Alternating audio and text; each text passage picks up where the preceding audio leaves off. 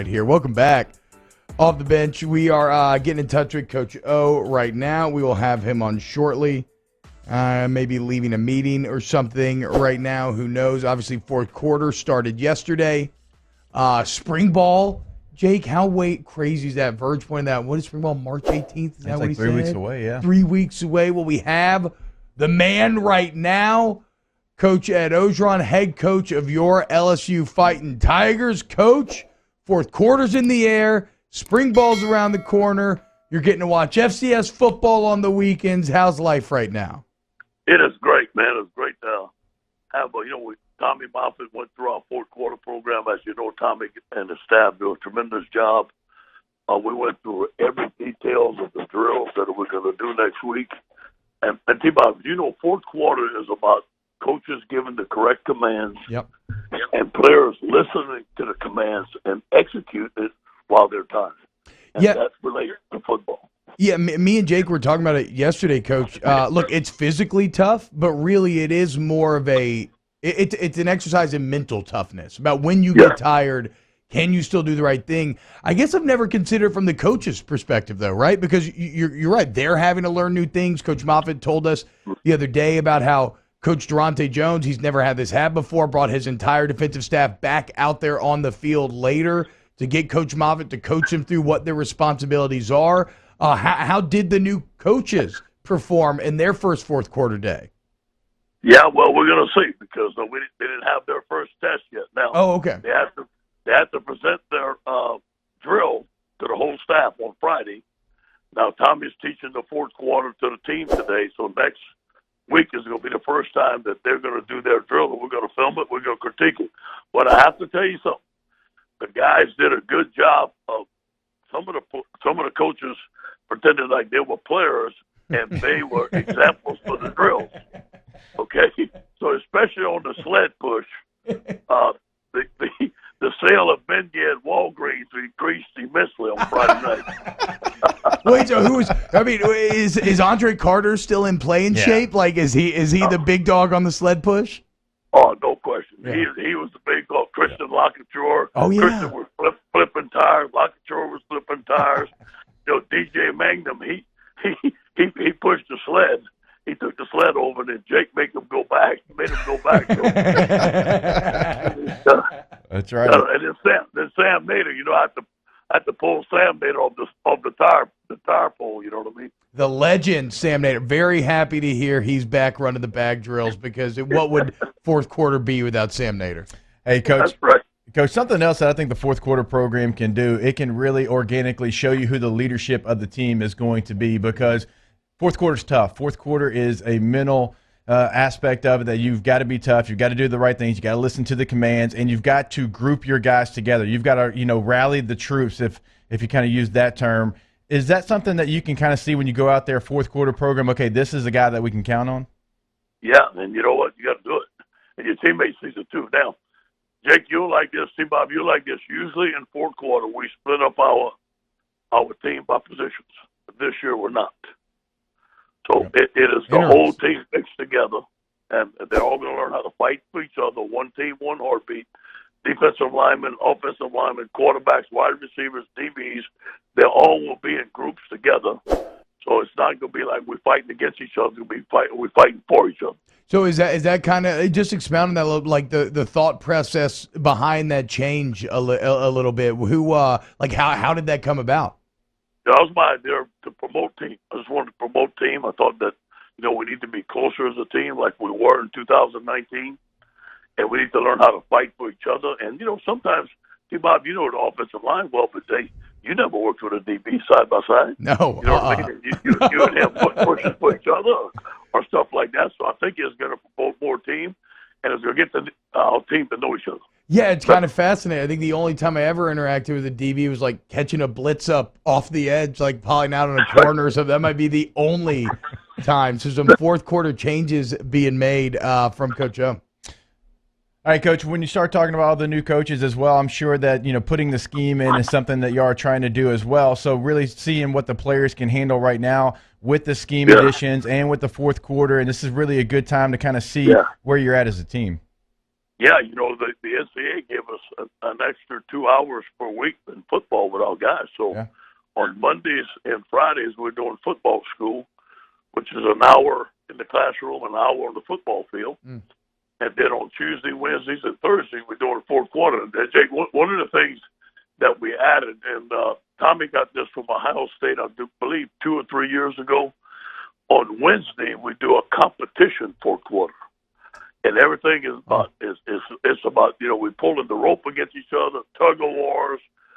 Everything is competing, and it is a great day for us to teach our team how to compete against each other. Coach, I love to hear you say that because one of the first memories I have of Joe Burrow is him wrestling with a linebacker at Ohio State in they had a tire, they were pulling it, and Joe won the tire pulling contest. And I was like, okay, we need to get this guy to be the quarterback at LSU. Yeah, that video was, I think, indicative of things to come for sure. And, Coach, it works perfectly with Competition Wednesday. I mean, the synergy there is fantastic. So fourth quarter starting next week. We're a week off. But how about this, Coach? I mean, spring football, what are we, 3 weeks away? I mean, how hyped are you getting? Really, and this is going to be a great spring, 2 new coordinators. But the big thing is, man, we got a team coming back. We got some experience coming back. We got a great quarterback room. We got a great offensive line, defensive line coming back. We have to find some new safeties. We got 2 of the best corners in America. I'll tell you, you look at Jay Ward, look at the way he played last 3 games. He played like an All-American. So I'm excited about that. We got to develop some linebackers. We got to develop some tight ends. The receiving core has to come along. Obviously, we got some good young guys coming in, but we have to develop them. It's going to be a great quarterback race. I can't wait to see it. We got great quarterbacks back there, better than we ever have, and we got more returning starters than we ever had, and we got a great recruiting class. So this is going to be a good year for us. I got goosebumps. Getting fired up, Coach Joe here on Off the Bench, LSU football head coach. When you're approaching a spring, Coach, where you are working in new coordinators, right, and kind of installing some new schemes. Even though all football kind of shares connective tissue. How is it different from a spring where maybe everything's just kind of remained the same? You know what? It's a new energy. It's a new attention to detail. It's a new thought process. We're playing a completely different defense. We're putting in the same offense we had in 2019. So it's new for our players, but it's exciting. And our guys are up here. They're learning from the coaches. And you can just see in this year and our approach, there's more details. We can't take anything for granted. Obviously, we cannot ever have a year like we had last year. The benchmark here at LSU is to be the very best in the country, and we're coaching like it every day. Coach, when you have so many early enrollees, that's something that's kind of new. Like I remember when I was playing, you'd have maybe 1 or 2 guys that would enroll in the springtime and be with the team. Now you're talking about 8, 9, 10 guys that come early. So when you get, I think LSU, y'all have 9, right? So if you get 9 guys in early, do you try to attach them to maybe a veteran player to try to help them because it is such a big change from high school? Yeah, like a big brother deal. But I kind of like to let's see who it's going to be. I'll give you an example. Max Johnson last year, okay, and Cole Taylor. Max is from Georgia. Cole is from Colorado. The first Colorado player we ever signed here. Wow. And I watched in the morning. I sit on my porch out here in the morning, and I watched them walk together from that dormitory. Max and Cole walked together there every morning. They didn't know each other. They had to talk to each other because there were only 2 people there, right? And they have become best friends. And that I like to. Jacob, I like to kind of let it happen eventually and let it happen naturally, and that's a good deal. It really is. Coach, I got to ask you because you broke the news on this show a couple weeks back that you would have a character in the Young Rock. Have you gotten eyes on television, Coach O? Yeah, man, we got to get that guy in the weight room. Thank you. That's exactly what I was saying, bro. It's like what? He was too skinny. I mean, come on, he was too skinny. There were no arms, no thickness to him. Okay, perfect. I feel better now. Yeah, I'm glad we're on the same page then. Coach, how about this? Are you going to be at Cowboy Stadium come Saturday at noon? You know it. Hey, you know it. I'm going to be there early. One of the best things that ever happened is the first time I ever got to do this is that when the bus, the McNeese State bus pulled up at Steveville, I was right there waiting for it. Wow. And for me as a dad to do that as a parent, you know how you walk off the bus, you see your mom and daddy there, man, great. you're all fired up. Especially at a away game. It's the first time I was ever able to do that. So, yes, I'm very, very appreciative. I guarantee you I'm the first one in Cowboy Stadium Saturday morning, I promise you. Yeah, so the McNeese State Cowboys play and host Incarnate Word this Saturday at noon at Cowboy Stadium. Coach O, thank you so much for waking up with us. Good luck in fourth quarter next week. We'll check back in.